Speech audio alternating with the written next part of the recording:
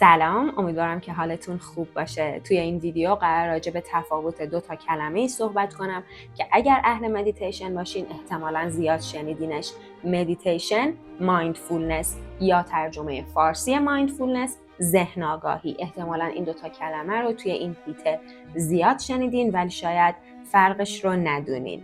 من مهنا هستم و توی کانال هناس هر پنجشنبه ساعت 9 شب یک مدیتیشن منتشر میکنم که اگر هنوز مدیتیشن های منو نشنیدین به پلیلیستش که این بالا یا این بالا نمیدونم دقیقا کجا میاد سر بزنید و میذارم الان اینجا.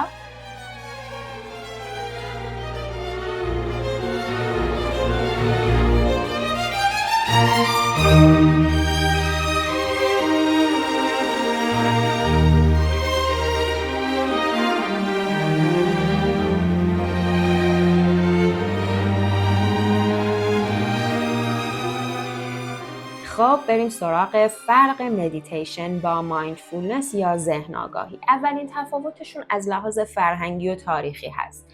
مدیتیشن در واقع یک اصطلاح کلیه که به یک مجموعه تمرینات ذهنی گفته میشه که خب از شرق هم به وجود اومده، از شرق خاستگاه شرق بوده و توی سنت‌های متفاوت شرقی به شکل‌های متفاوتی حضور داره.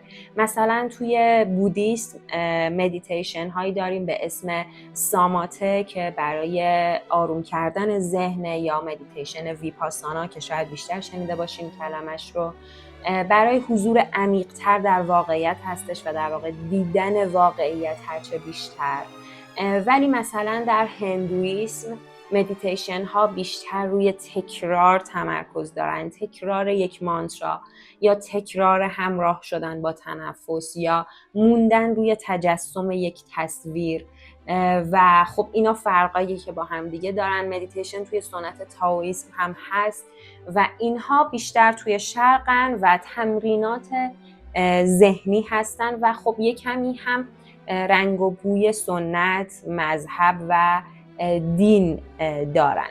اما مایندفولنس یا ذهن آگاهی که در واقع اون هم از سنت بودیسم به وجود اومده، اما توسط روانشناسانی در غرب بیشتر غربی شده، دین و مذهب کم رنگتر شده توش و خیلی بار علمی پیدا کرده و بیشترین کسی هم که توی این عرصه شناخته شده هست که هنوز هم کار میکنه جان کابات-زین هست که تکنیک MBSR رو به وجود آورده که یعنی کاهش استرس بر مبنای مدیتیشن، بر مبنای مایندفولنس، که خب این خیلی یک روش علمیه که مورد آزمایش قرار گرفته و کار کردنش خیلی جدی تایید شده.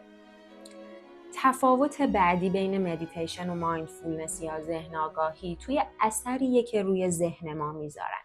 یک باور غلطی وجود داره که فکر میکنن همه مدیتیشن ها و همیشه مدیتیشن قرار آرام کننده و خواب‌آلود کننده باشه.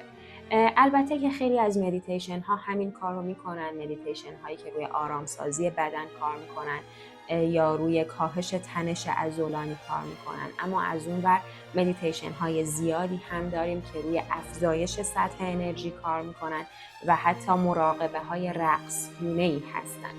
اما خب مایندفولنس بیشتر روی بیداری و هوشیاری تمرکز داره و اصلا یک آگاهی لحظه به لحظه روی بدنمون، ذهنمون و محیطمون هست که خب خیلی وقتها این آگاهی میتونه احساس آرامش نده و حتی ناخوشایند باشه.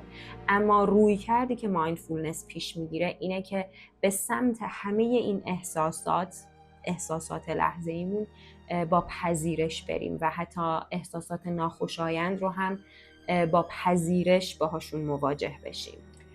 و تفاوت آخر بین مدیتیشن و مایندفولنس در رابطه‌ایه که با افکار ما برقرار میکنن. خیلی وقتا اینطور فکر میشه که در مدیتیشن ما قراره به هیچی فکر نکنیم یا قراره مدام جلوی اومدن افکار به سرمون رو بگیریم، در صورتی که مدیتیشن بیشتر هدفش تغییر رابطه ما با افکارمون هست، نه اینکه ما با اونها بجنگیم. و حتی مدیتیشن هایی که هدفشون سکوت ذهن و آرامش ذهن هست هم توی خودشون راه حل این کار رو ارائه میدن و قرار نیست که ما مدام در حال جنگیدن با اومدن افکار به ذهنمون باشیم. اما خب مایندفولنس خیلی پررنگتر و فعالانه تر هدفش اینه که ما آگاه به جریان فکر باشیم و ناظر و شاهد جریان فکر باشیم و مثالی که میزنن اینه که ذهن ما مثل یک آسمانه و افکار مثل ابرها توی این آسمان حرکت میکنن و ما مشاهده‌گر حرکت این ابرها هستیم. پس مدیتیشن هم قرار نیست که باعث سکوت کامل ذهن ما بشه، اما خب مایندفولنس یک کمی باهاش متفاوت تره و قراره که ناظر و شاهد افکارمون باشه.